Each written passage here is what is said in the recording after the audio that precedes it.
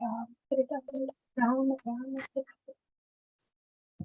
I was just thinking of this Vaisnava-tattva. This is more deeper than what we think actually.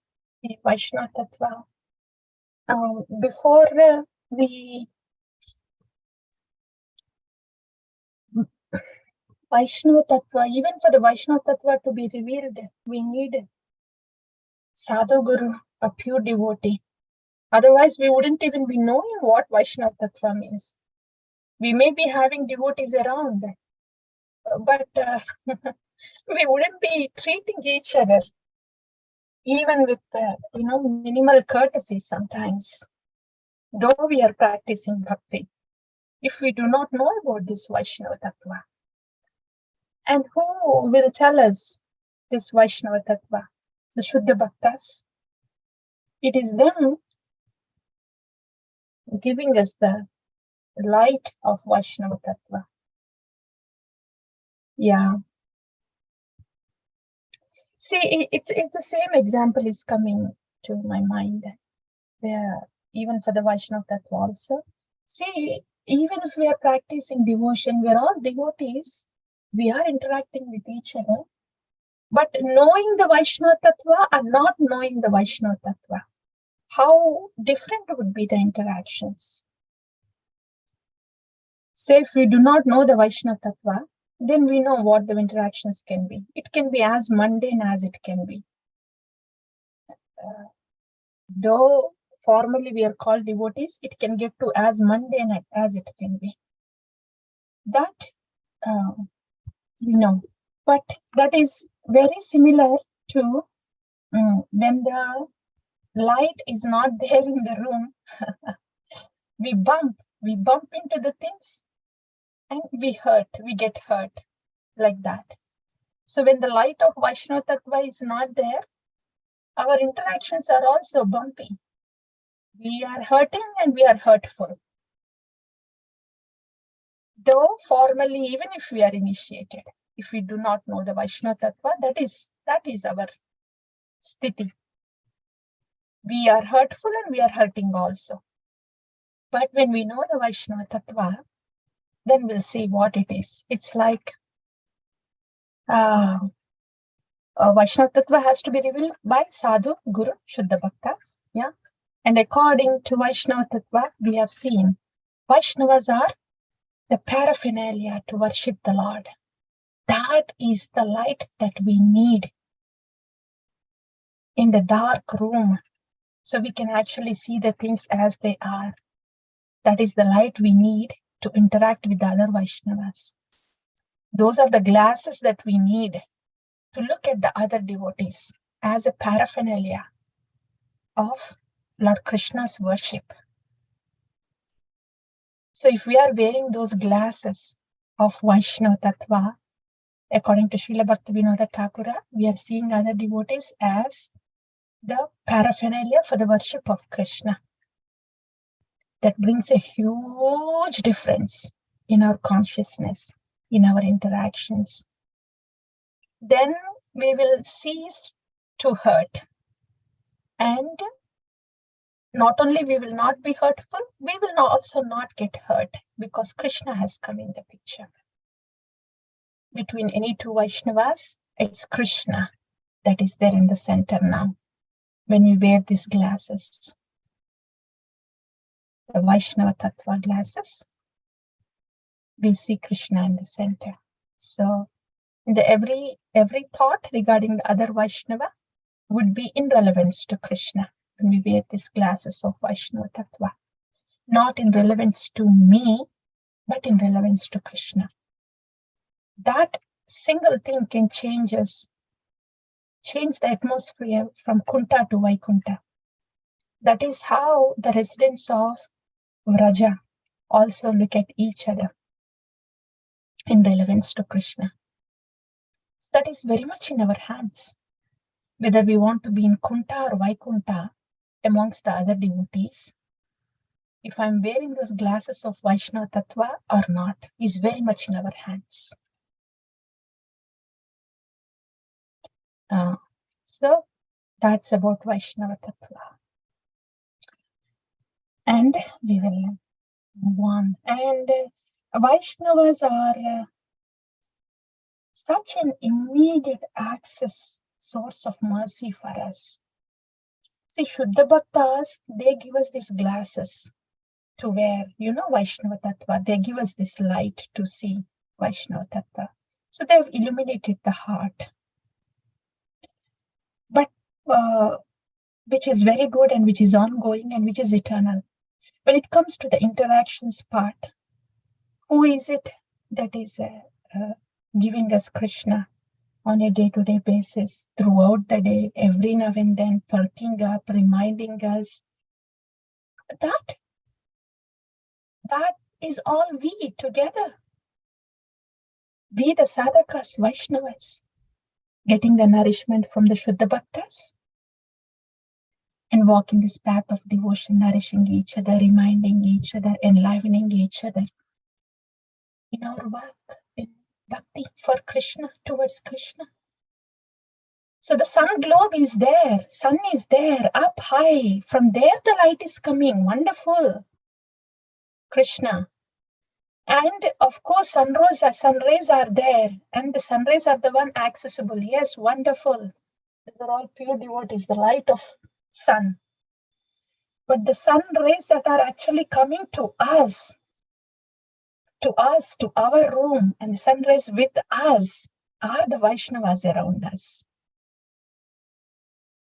The sun globe up there and the sunlight everywhere. If the sun globe up there is Krishna, sunlight everywhere is Shuddha Bhakta. The sun rays coming and touching us and enlivening us and are with us are the devotees around us. How wonderful is that Vaishnava-tattva? How wonderful all the devotees around us are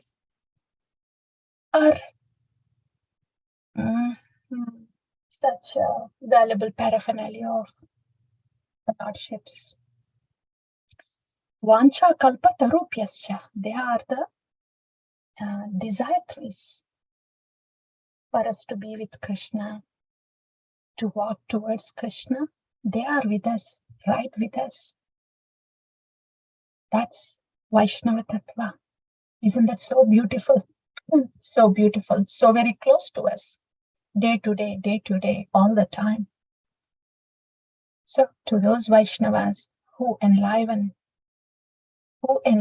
me, who give me Krishna, who give me Krishna Katha, who remind me of Nitai Gaur, and who are helping me walk this path of bhakti every day. So to those Vaishnavas, I'm going down, and I value their association so very much. On that occasion and note, I want to express my gratitude to you all, the Vaishnavas. Okay, now coming to the next one, right? The Brahmana began to cry helplessly, and Advaita concealed his four-armed form. Seeing the wretched condition of the Brahmana, Advaita felt pity for him and decided to bless him. Who is this Brahmana? I have lost track of who this Brahmana is, right? Oh, okay, yeah, the Brahmana. He was just talking harshly about the Vaishnavas to Sri Advaitacharya. Yeah, and Advaitacharya was really angry that he was talking ill about the Vaishnavas. And that's when we started hearing about the Vaishnava-tattva. So that Brahmana, after he saw the reaction of Advaitacharya, how he was not happy but angry that he is hearing something negative about the Vaishnavas, then the Brahmana began to cry helplessly. And Advaitacharya concealed his four-armed form. Oh, so he showed his four-armed form to the Brahmana, Advaitacharya. Then Brahmana began to cry helplessly. Seeing the wretched condition of Brahmana, Advaitacharya felt pity for him and decided to bless him. Wonderful. Advaitacharya spoke in sweet words. What did he say? Advaitacharya is actually Sadashiva. Yeah, Sadashiva and Mahavishnu. Both descriptions are given. That's why he showed the four-armed forms, because he is Mahavishnu. So Advaita Acharya said, the sins which you have committed will send you to hell, but I will tell you what you must do now. Yes, please tell. What can we do? Admit your guilty mentality. Give up all pleasures. Okay, admit my guilty mentality. This is for us. So we can pause. These words are for us. I am admitting that I haven't treated the Vaishnavas around me as a paraphernalia for worship of the Lordships. Yes, I'm guilty. I've admitted. Give up all pleasures. Pleasure of what? And engage yourself in Nama Sankirtana. Give up all pleasures. This give up all pleasures is, if we go to the roots of this statement, knowingly or unknowingly, we are very much ingrained with three things. And this is why we are in the material world. We want to control things. We want to control situations. We want to control people. Sometimes it can be labeled as good control, sometimes as bad control, but still we want to control. And I'll tell you an example. Bad control, we already know. That's for our enjoyment. We want to control others. But good control is, I'm just going to give a quick example. Okay, mother and daughter. What else can be a better example than this? If the mother wants to control, a teenage child, let's put it that way. So with all good intention, mother wants to control the teenage child, but there will be only frustration, because that state of the child is prone for the change. And even though we have a lot of affection for the child, we cannot be really controlling to do what we want to do for them, to see what we want to see in them. We have to let that controllership go away and then do what is needed for that time. The intention will not change. It will be for the good of the child. But it may not be necessarily exactly the way I want him or her to have or to be. That controllership, that is not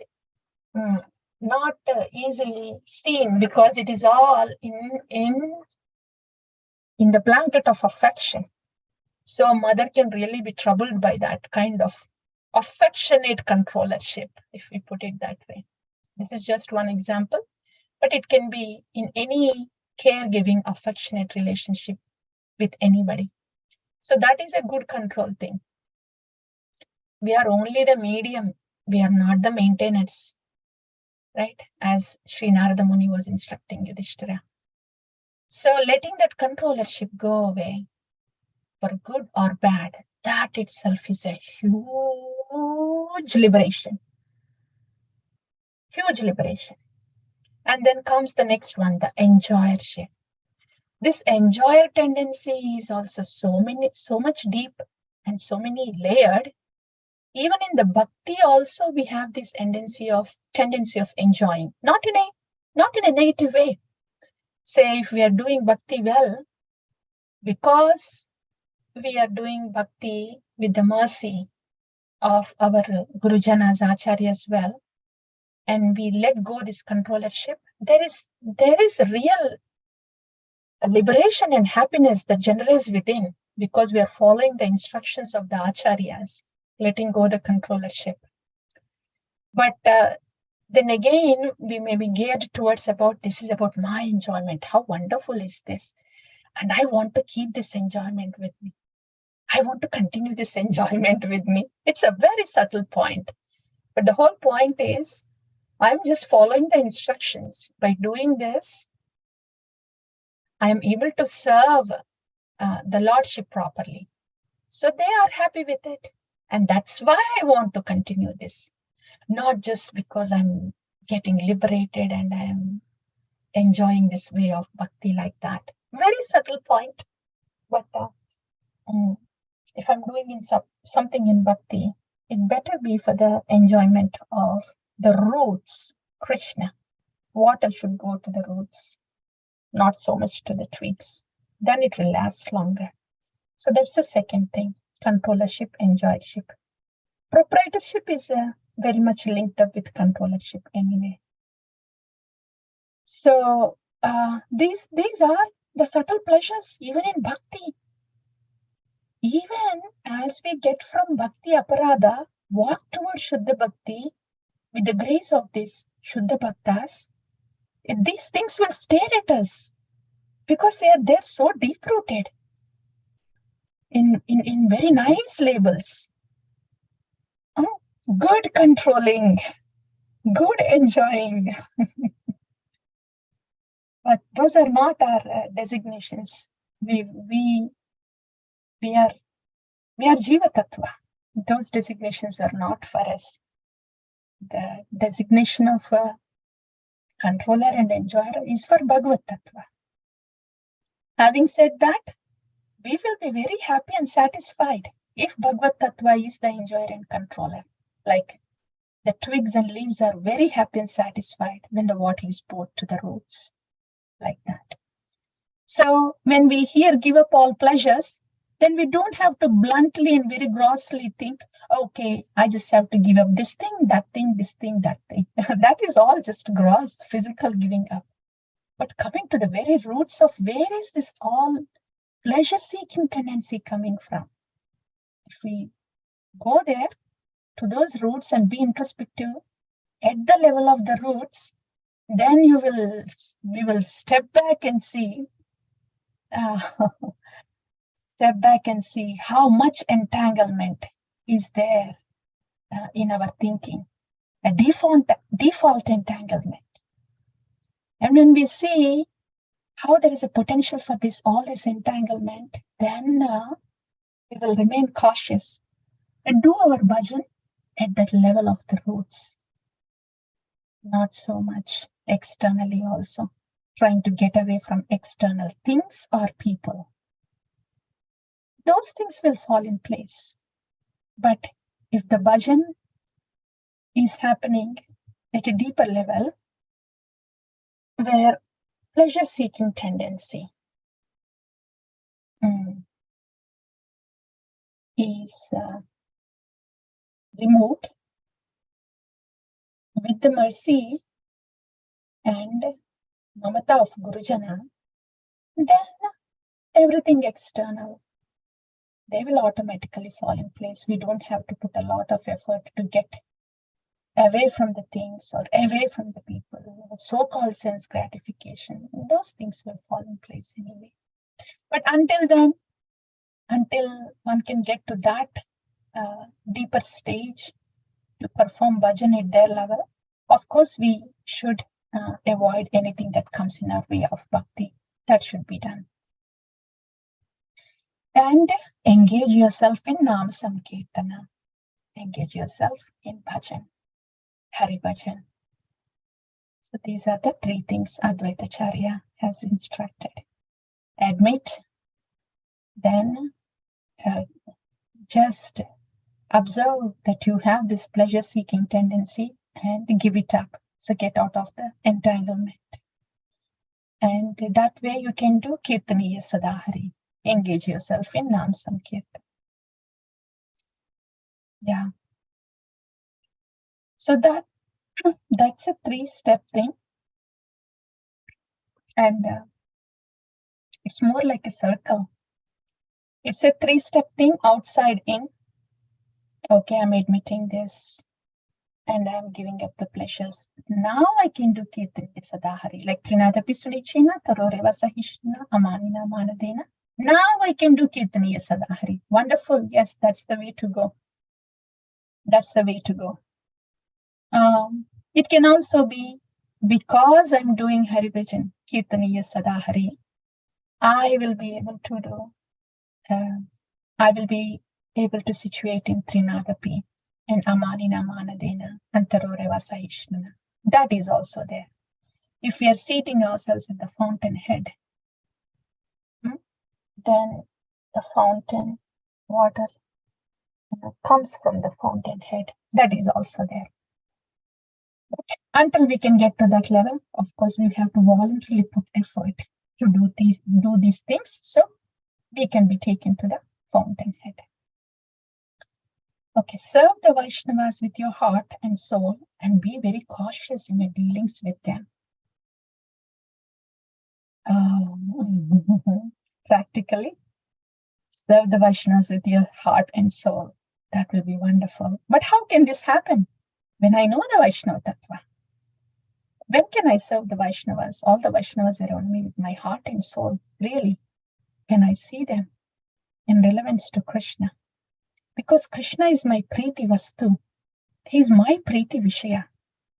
They all belong to my Priti Vishaya. And Krishna really, he says, Bhaktanam, they are in my heart. When the Rasmani goes, right? Ambarish Maharaj, when he insults Ambarish, threatens Ambarish Maharaj, the Rasmani goes to Lord Narayana to save himself from Sudarshan Chakra. That's what Lord Narayana says. Bhakta, they are present in my heart. So these Vaishnavas that I see are present in my Priti Vishaya, my Lord's heart. How dear are they to my Lord? They are the paraphernalia to his worship. When that Tattva Jnana is given by the Acharyas to us, then yes, we look forward to serve the Vaishnavas with our heart and soul. And yeah, of course, we want to be cautious in our dealings because still we are conditioned at all times. We can be under the influence of modes and we don't want to hurt them. That's why we want to be cautious. It's very natural. Not that we have to be really in a panic mode, stressed mode, to see that there are no aparadhas happening. It doesn't have to be that way. When we have affection to somebody, we just don't want them to get hurt. Wahan itna stress nahi hai. Not wanting our, people that we have affection for, not wanting them to get hurt is not out of stress. It is out of affection. So that is what we want to have. We don't want to hurt out of affection, not because of a formality. These things are wonderful things. These are all the indicators of Vikasita Chetana, Purna Vikasita Chetana. When the consciousness is blossoming from a shrunken, contracted state of being insensitive to others, when the consciousness blossoms like this, with the Tattva Jnana that is received from Shuddha Bhakta, when we are enlightened like this, with the light from Tattva Jnana, then the consciousness expands from Sankuchita Chetana to Mukulita Chetana, that is budding consciousness, then Vikasita Chetana, blossoming consciousness, Purna Vikasita Chetana, fully blossomed consciousness. That's Prema Bhakti. So this is how a Vaishnava feels naturally over a period of time when the consciousness is expanding in light of the Tattva Jnana. So these things run parallelly. On one side, we get this Tattva Jnana from the Shuddha Bhaktas. On the other side, since we have heard it, we want to cultivate it, start implementing it. Since it is not natural of us, we need to cultivate. Not we need to, we want to cultivate, because it's a wonderful state to have Vikasita Chetana. It's so wonderful, we want to look forward to it. That's why I want to cultivate. Not I have to cultivate. Oh, what will happen to my bhakti if I don't cultivate? Oh, maybe I'll create a aparadha. I'm really stressed. Oh, that's not the gears that we are driving the car on. We want to be in a smooth gear where we look forward to for that wonderful Vikasita Chetana. So when we're driving a car on those gears, then everything is about I look forward to, I want to. It's not about I have to. Yeah. So like that, in light of those instructions, when we start cultivating initially, then over a period of time it becomes natural of us. And this cultivation will be easy for us because we are hearing from the Shuddha Bhaktas, from the Acharyas daily. So that's the combination. Hear from one side, do it from the other side. A combination, both on a daily basis. A droplet a day then becomes a pond and a river, an ocean. Okay. So engage yourself in worship according to the standards of pure devotion and do not tell anyone what you have seen today.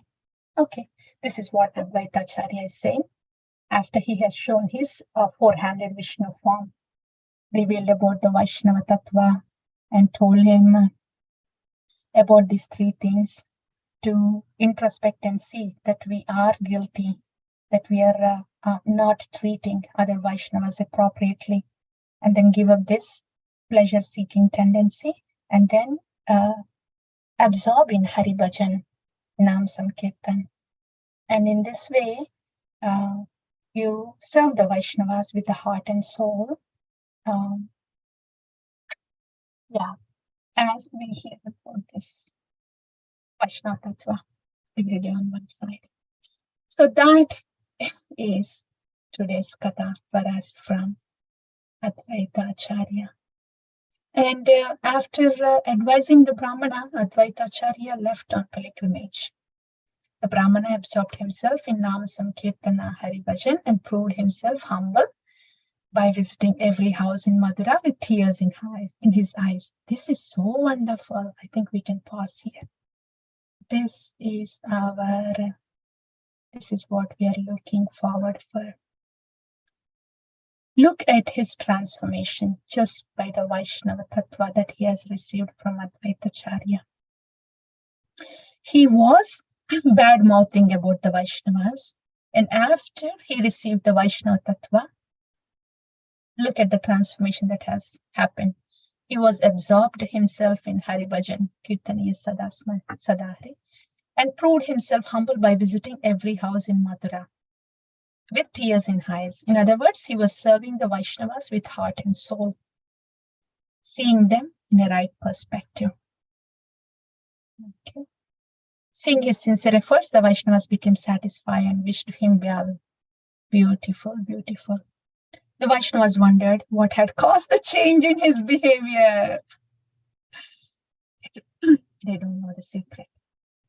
It's the Tattvajnana of the Advaitacharya that gave him the light. So he's not bumping into the people now, not hurting himself, not hurting people around.